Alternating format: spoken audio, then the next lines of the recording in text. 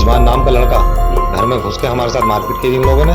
दबंग type के ये लोग हैं। छप गए रामपुर में पलायन के पोस्टर, गांव वाले हुए पलायन करने को मजबूर। क्यों घोसीपुरा पट्टी गांव में रहने वाले हिंदू समाज के लोग पलायन के लिए हो रहे हैं मजबूर?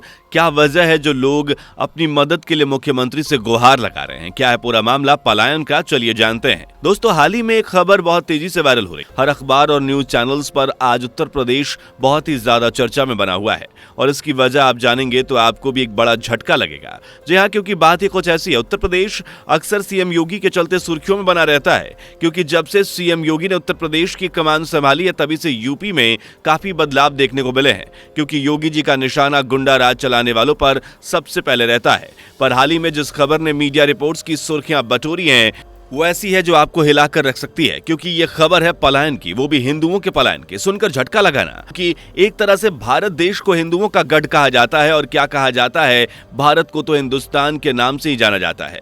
आप भी सोचिए क्या हाल हो रहा होगा उन हिंदुओं का जिन्हें अपने देश में ही रहते हुए अपने शहर और अपने घर को छोड़ देने के बारे में सोचना पड़ रहा है, उन्हें पलायन करने पर मजबूर होना पड़ रहा है। वाकई दोस्तों, ये बड़ी हैरानगी की बात है। ऐसी बड़ी घटना, वो भी देश के उस हिस्से में जहां योगी का राज चलता है। यह मामला उत्तर प्रदेश के रामपुर का है दोस्तों, जहां हिंदुओं पर खतरा मंडरा रहा है और यह बड़ा खतरा कुछ और नहीं बल्कि कट्टरपंथी मुस्लिम समुदाय का है। खैर, आइए इस पूरे मामले की जानकारी लेते हैं। असल में यह खबर उत्तर प्रदेश के रामपुर क्षेत्र के घोसीपुरा पट्टी गांव की है, जहां मौजूदा हिंदुओं की संख्या बेहद कम है। यह गांव मुस्लिम बाहुल्य है और मुस्लिम समुदाय के लोगों की संख्या ज्यादा होने के चलते यहां मौजूद हिंदुओं पर हर वक्त खतरा बना रहता है। वैसे यह कोई नई बात नहीं है दोस्तों, हिंदू मुस्लिम समुदाय के बीच अक्सर वाद विवाद की खबरें आती रहती हैं और ये न केवल उत्तर प्रदेश के रामपुर की बात है बल्कि देश के कई हिस्सों में ऐसी खबरें आती हैं जहां कट्टरपंथी हिंदू समुदाय के लोगों को निशाना बनाते हुए नजर आते हैं। और ये खबर उन जगहों से सबसे ज्यादा आती है जहां कट्टरपंथियों की संख्या ज्यादा ही हो जाती है। और ऐसा ही हाल आज यूपी के रामपुर में मौजूद है, सुवार इलाके के, जहां हिंदू समाज के लोगों ने अपने घर के बाहर पलायन का पोस्टर लगाया है। यह पोस्टर सुवार इलाके के घोसीपुरा पट्टी गांव के हिंदू समाज के घरों के बाहर लगे हुए हैं। जब इस मामले में पूछताछ की गई तब पता चला कि यह मामला लड़ाई झगड़े का है जो गांव के ही दूसरे समाज के लोगों के साथ चल रहा है। दरअसल गांव के एक व्यक्ति जिनका नाम दिनेश कुमार है, उन्होंने एक रिजवान नाम के शख्स के ऊपर आरोप लगाए हैं। दिनेश कुमार का आरोप है कि पासी के रिजवान ने किसी बात को लेकर उनकी थोड़ी बहुत कहा सुनी हो गई, लेकिन दिनेश कुमार ने इसे ज्यादा गंभीरता से नहीं लिया। वहीं रिजवान नाम के उस शख्स ने गुस्से से आग बबूला होकर दिनेश कुमार के घर में घुसकर उसके साथ मारपीट करना शुरू कर दी। पीड़ित परिवार ने पहले तो इस मामले को लेकर थाने में शिकायत दर्ज कराई, लेकिन शुरुआत में इस मामले में पुलिस की तरफ से कोई कार्यवाही नहीं की गई, जिसके चलते गांव वाले काफी नाराज हुए। उसके बाद ही वहां के हिंदू समाज के लोगों ने घरों के बाहर पलायन के पोस्टर लगा दिए। यही नहीं, इन लोगों ने मुख्यमंत्री योगी आदित्यनाथ से मदद की गुहार भी लगाई। और ये तो आप जानते हैं कि योगी जी कितने सख्त हैं, उनके राज्य में तुरंत एक्शन लेने का फॉर्मूला ही चलता है। हाँ, वो बात अलग है कि उस समय वहां की पुलिस प्रशासन ने हिंदुओं को निराशा ही देखी, लेकिन जब गांव के हिंदुओं ने योगी जी से मदद की गुहार लगाई तो उन सब की सुनी गई। चलिए जानते हैं कि उसके बाद क्या हुआ।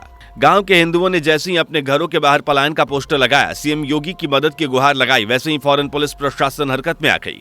पुलिस के आला अधिकारी तक यह खबर पहुंचते ही कार्रवाई शुरू की गई, जिसके बाद फौरन ही पुलिस की एक टीम सुवार इलाके की घोसीपट्टी गांव में पहुंच गई, जहां इस पूरे मामले की अच्छे से जांच पड़ताल की गई। पीड़ित परिवार से एक एक बात पूछी गई, जैसे आप यहां इस क्लिप से देख सकते हैं। थोड़ी सी क्या सुनी हो गई थी हल्की सी बात पे, और ये रिजवान नाम का लड़का घर में घुस के हमारे साथ मारपीट की इन लोगों ने। दबंग टाइप के ये लोग हैं और घर में घुस के फिर ये बोल रहा है कि क्या तुम यहाँ से सालो गाँव छोड़ दो और ना 2 दिन में तुम्हें समेट के रख देंगे हम। आप ये इसके इरादे उससे हमने गाँव छोड़ने का इरादा बनाया और आई यहाँ पे अधिकारी आए और उनके खिलाफ कार्रवाई के आश्वासन दिया हमें। अगर कार्रवाई होती है उनके खिलाफ तो हम इससे सहमत है। अब कार्रवाई के लिए बोला है साहब। यहाँ जैसे ही आप देख सकते हैं कि पीड़ित लोगों का क्या कहना है।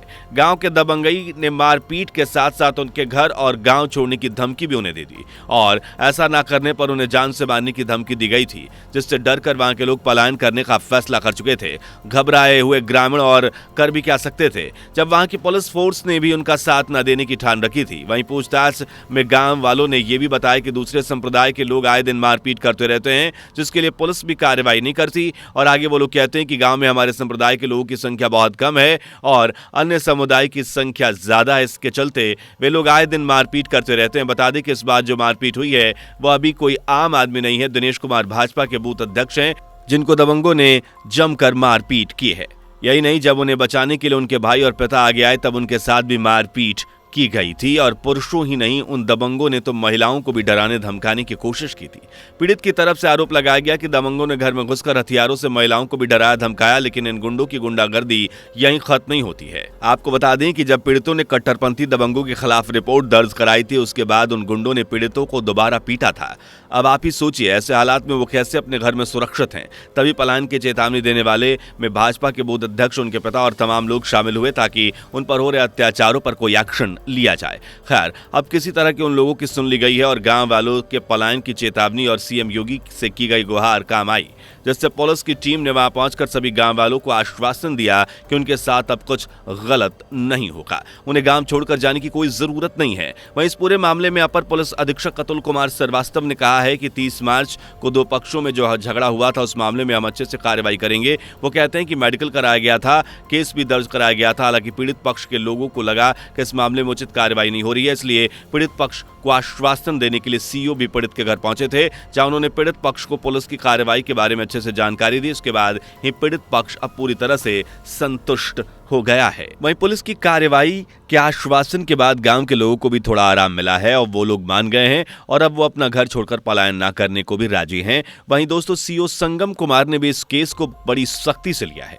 उन्होंने ये बात साफ रखी है कि यह मामला संज्ञान में आया है, जांच में कोई कमी नहीं होगी और गांव के किसी भी परिवार को पलायन के लिए मजबूर नहीं होना पड़ेगा। इस मामले में दोषियों के खिलाफ कड़ी कार्रवाई की जाएगी। खैर, भले ही अब पीड़ित परिवार पुलिस प्रशासन के आश्वासन से संतुष्ट हो चुका हो, लेकिन अभी भी उनका कहना है कि अगर दबंगों के खिलाफ अभी भी सख्त कार्रवाई नहीं की गई तो फिर वो नहीं रुकेंगे, तब वो परिवार संग गांव से पलायन करने पर मजबूर होंगे। दोस्तों, इस मामले से आप समझ सकते हैं कि यूपी के रामपुर में हिंदुओं के क्या हालात हैं, वहां के सुवार इलाके के आज कितने परेशानी में लोग हैं। हम अपनी योगी सरकार से अब ये उम्मीद तो कर ही सकते हैं कि उस गांव में अब कट्टरपंथियों का राज खत्म हो जाए। दोस्तों, आपको क्या लगता है, क्या उन पीड़ितों का क्या होगा?